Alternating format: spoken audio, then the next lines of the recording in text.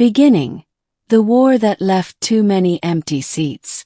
The war between humans and the Zalari had ended 3 months ago, though its echoes still lingered in the corridors of Station Virelia, a neutral trade outpost orbiting the scarred moon of Hecker 4. I was one of the few human engineers assigned there for maintenance work. A peace exchange, they called it. But truthfully, I was there because I couldn't return home. Earth felt too small now, too silent after the chaos. Every evening after the repair shifts ended, I would sit in the observation dome, a massive transparent shell overlooking the stars, and try not to remember the faces I'd lost. That's when I first saw her. She was tall, cloaked in deep indigo fabric, her silvery skin catching the light like metal bathed in moon water. Her eyes, bright violet like nebulae given life, held a kind of calm that made the rest of the world slow down. I recognized her species immediately. Zalari. But not just any. The markings on her neck and hands. They were royal. Or once were. The translator nodes implanted in my ear picked up her quiet voice as she spoke to the bartender. Her tone carried weight, each word deliberate, practiced, graceful. The station was a noisy place. Laughter, trade arguments, engines humming. Yet whenever she entered, silence followed her like gravity. For 3 nights, I saw her at the same spot, by the viewport, sipping that strange shimmering liquid Zalari called Luneth. Always alone. Always watching the void. And every night, I found myself glancing her way more than I should have. Until on the 4th night she noticed. Middle. The whisper that crossed 2 worlds. The moment her gaze met mine, my chest tightened. I tried to look away, but something about her eyes held me. She tilted her head slightly like she was studying me. Then, to my surprise, she rose and walked toward me. The soft hum of her steps on the metal floor made my heart beat louder than the engines outside. When she stopped just a few feet away, I caught the faint scent of her, like ozone after rain mixed with something floral, alien yet familiar. "Human," she said softly, her voice crystalline through the translator. "You look as if you've lost someone." "I have," I managed. "Too many, maybe." She studied me for a long moment. "So have I." Her words were simple, but they struck deeper than I expected. There was a quiet ache behind her composure. "What was your name?" "Yes."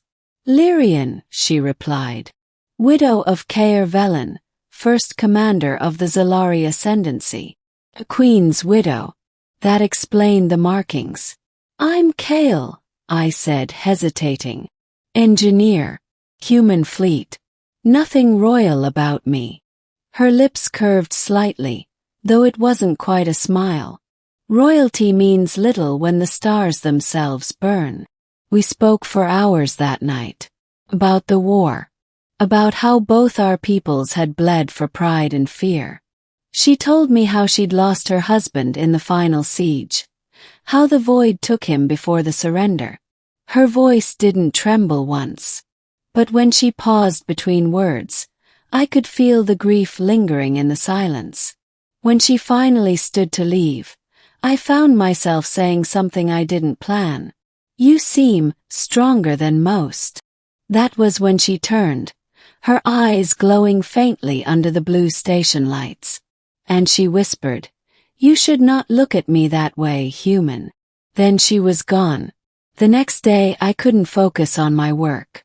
Every sound reminded me of her voice. Soft, deliberate, unshaken. I told myself to forget it. She was a widow from the other side of the war. I was a soldier who'd spent years helping destroy her world. But that night she was there again, sitting in the same seat by the viewport. When she noticed me enter, she didn't look away this time. Instead, she gestured to the chair beside her. "I thought you wouldn't come," she said. "I thought I shouldn't," I replied. "But you did." Her tone carried a faint challenge, like she already knew the reason why. We talked again. Longer this time. About things that didn't belong to war. Stars, music, food. She told me that Zalari blossoms only grew on moons that reflected 3 suns at once. I told her how Earth's sunsets could turn oceans into mirrors. And when she laughed, really laughed, it sounded like wind chimes drifting through a dream. Then, halfway through our conversation, I caught myself staring again, at the faint line of silver markings tracing her neck, the calm rhythm of her breathing, the way her eyes softened when she spoke. She noticed. Her expression shifted. Not anger but something unreadable. She leaned closer. "Why do you look at me like that?" Froze. "I don't know," I said. "Maybe because you seem like someone who's forgotten how to be seen." Her eyes widened just a little. Then, in a voice barely above a whisper, she said it. "Come closer, human." The words carried an almost magnetic pull. Soft, commanding, intimate. I hesitated, but she didn't move away. Slowly I leaned forward. The stars beyond the glass framed her face, casting a glow across her skin. "For so long," she said quietly, "I've been surrounded by silence. Do you know what it feels like, Kale? To have everyone look at you, and yet not one of them truly see you." "I think I do," I said. "More than you'd believe." She closed her eyes for a moment. When she opened them again, they glimmered with something new, something between sorrow and curiosity. "Perhaps," she said softly, "we are both the last echoes of something that should never have existed. War, grief, survival. Maybe that's why you look at me as if I'm still alive." Middle, the mark of trust. After that night we kept meeting. Every evening the same corner of the observation dome became ours. Some nights we talked. Others we simply watched the stars. I learned that her people's culture viewed emotional bonds as sacred. Soul threads, they called them. For a widow, forming another connection was forbidden without the queen's blessing. But the queen was gone. One night, as we sat in silence, I noticed her sleeve torn slightly near her wrist. Beneath it, a scar glowed faintly with bioluminescent light. "You're hurt," I said. She glanced at it dismissively. "It's nothing. The wound never fully healed. Zalari tissue reacts poorly to human medicine." I hesitated, then opened my kit, a small med scanner I always carried. "May I try?" She watched me cautiously but nodded. I scanned her arm. The data spiked erratically. Her cells were unstable, still regenerating from something deep. I applied a stabilizing patch and gently adjusted it against her skin. Her breath caught. "It's warm," she murmured. "Human tech," I said quietly.